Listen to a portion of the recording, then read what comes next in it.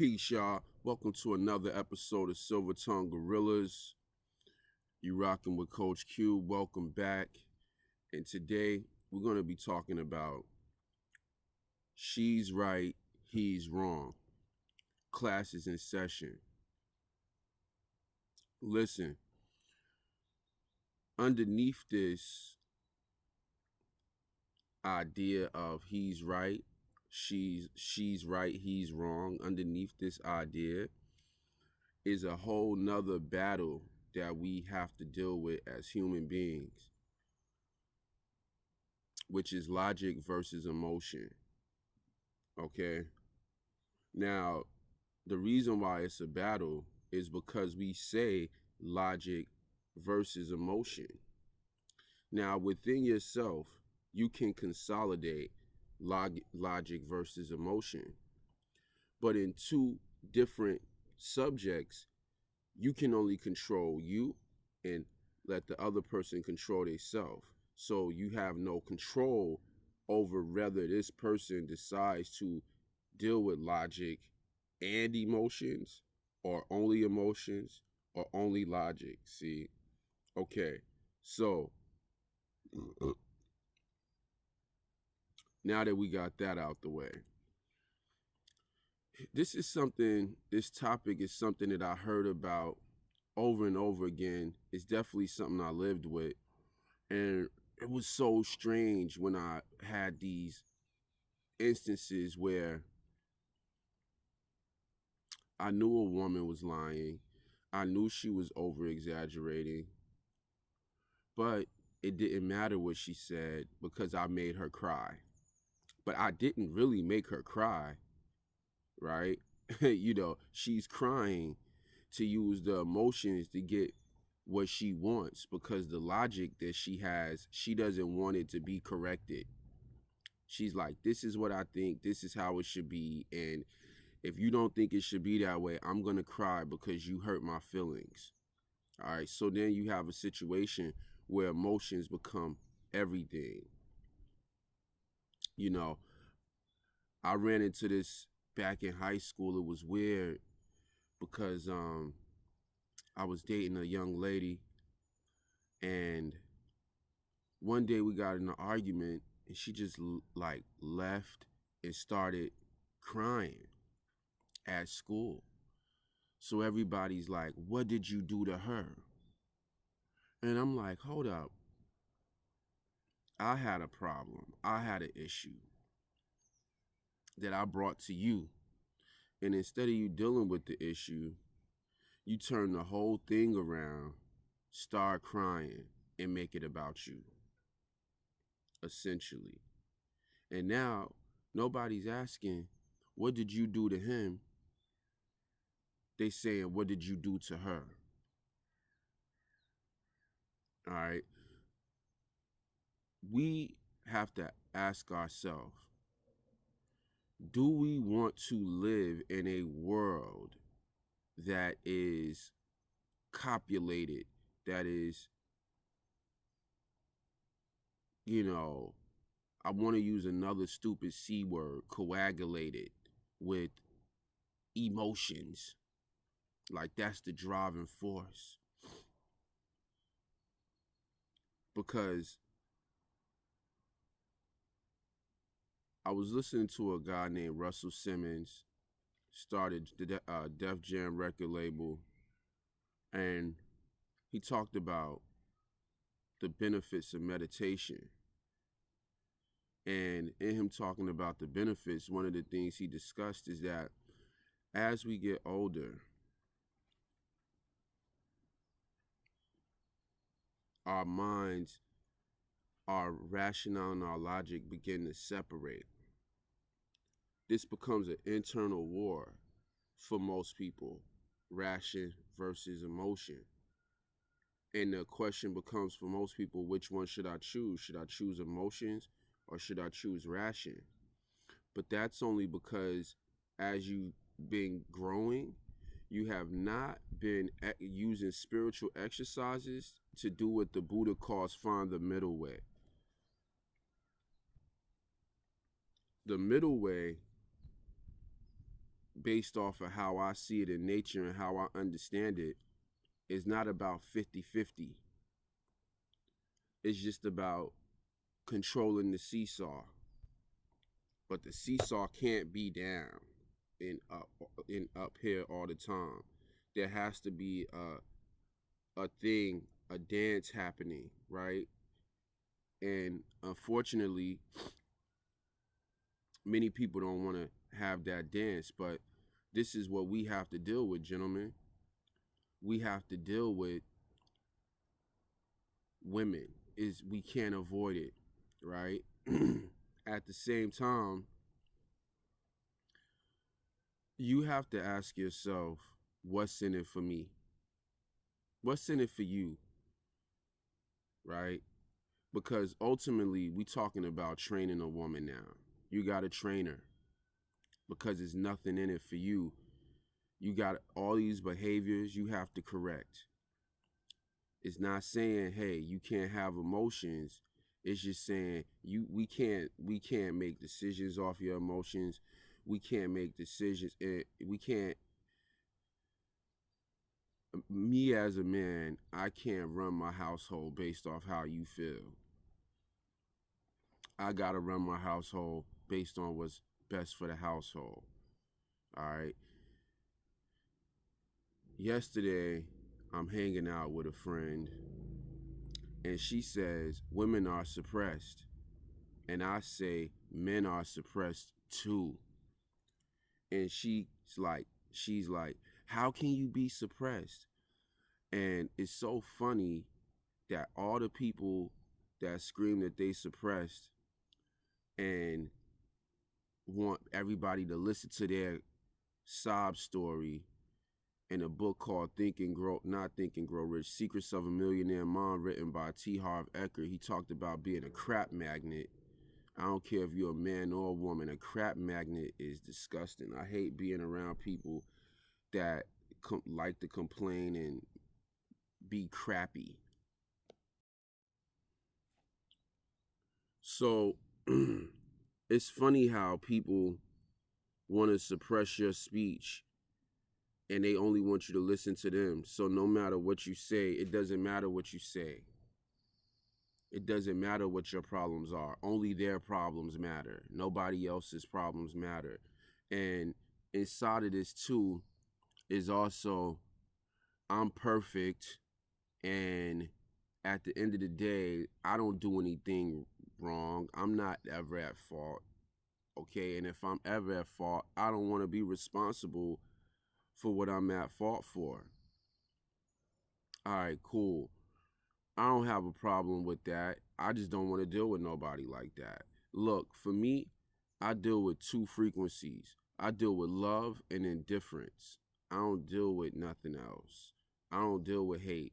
Hate is not, for me to hate you, I love myself too much to hate anybody. I don't, you know what I mean? Like, I'm indifferent about it. And I think that at the end of the day, we have to understand that a lot of times when men talk about going their own way, it's really being indifferent. It's not hating women. It's not, it's just being indifferent. You talking about once you truly understand the ways of woman, and then once you truly understand that, hey, when she decides to go that way, it's nothing I can do about it. It's nothing I can do.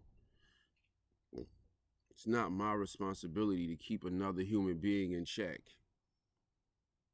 Now, I will train you. I will show you the things that I like, what I don't like, in terms of, I like my food like this. I like my lady to walk beside me. All right. I like my lady to speak to me in a calm voice. I don't like women screaming at me. It's certain things that I like.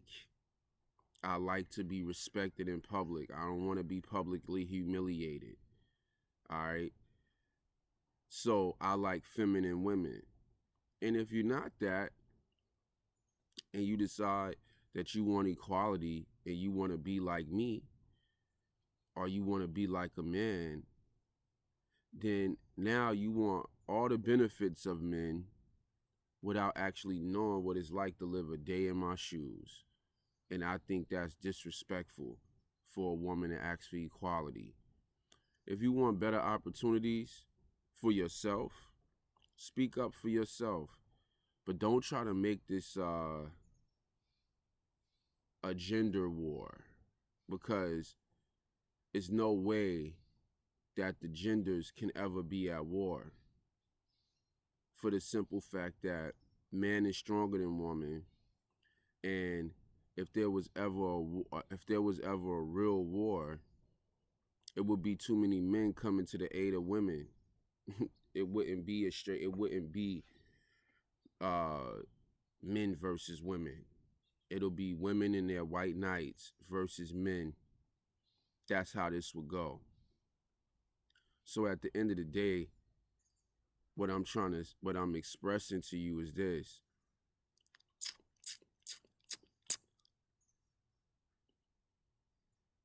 This is a social construct. And just this social construct makes everything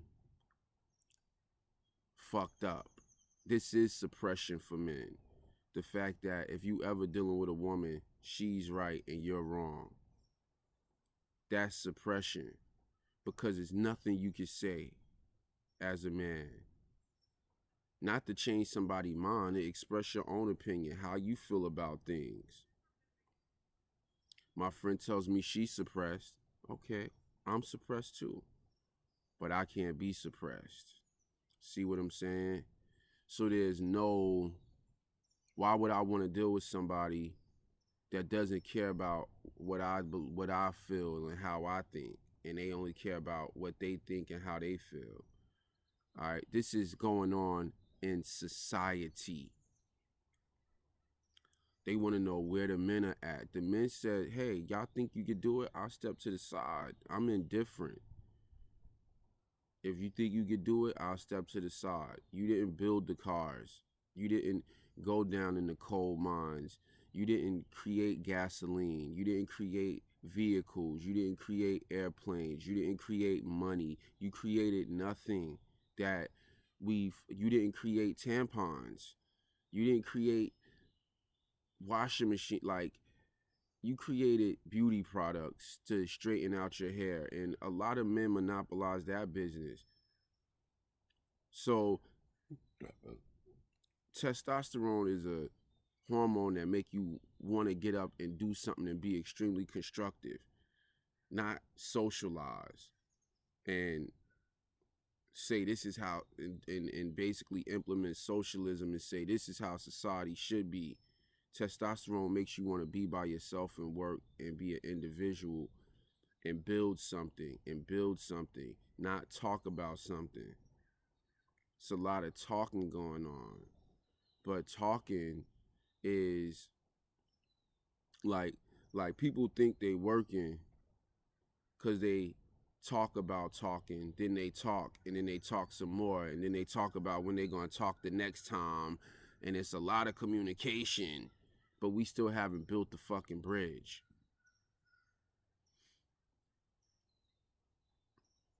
All right, so at the end of the day, this whole she's right, he's wrong is suppression of men. It is suppression of men. And a lot of women want to know, why don't men speak up? Why don't they speak out when they in the meetings?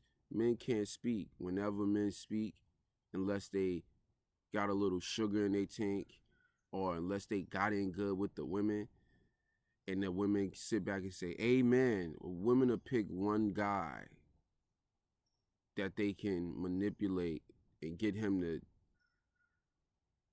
you know, see it happen all the time in corporate. But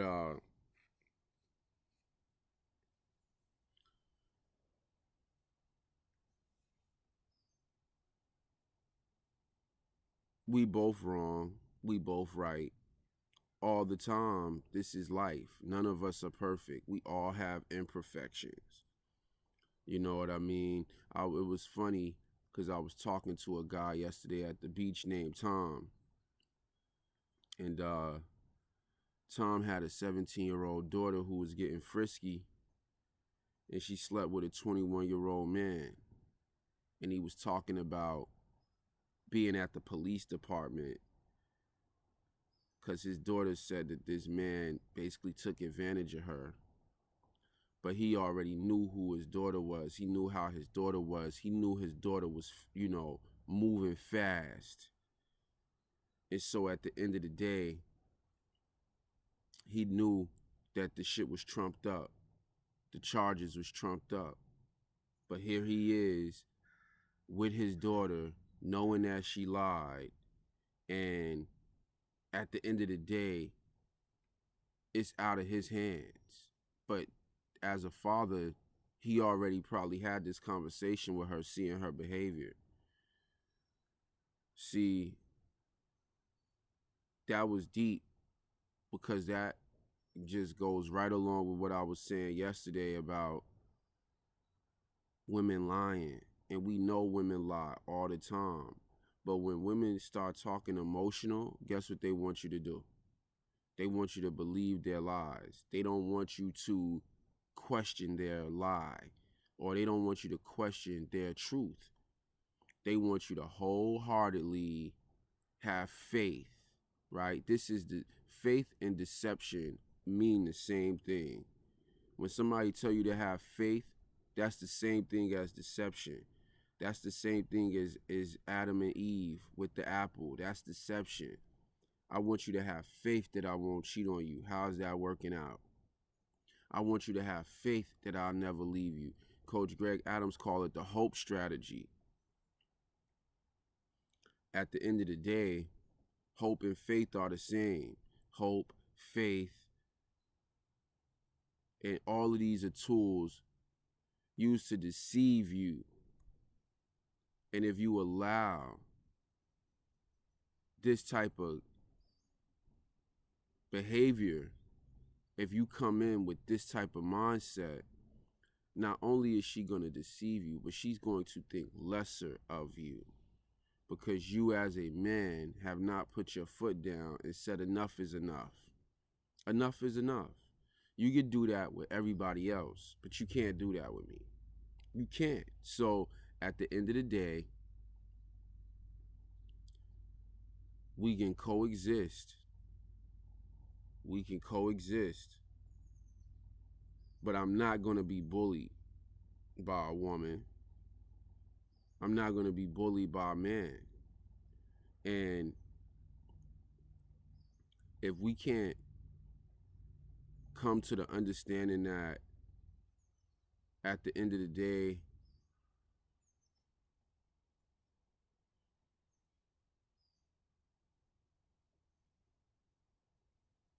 things have to be questioned, period. If we can't come to that understanding, we might as well not even deal. Because there's no way that I'm going to ever be able to. There's no checks and balances. Everything in life needs it. You always have to be wary of the individual that does not want you to have checks and balances. Class is dismissed. Peace, y'all.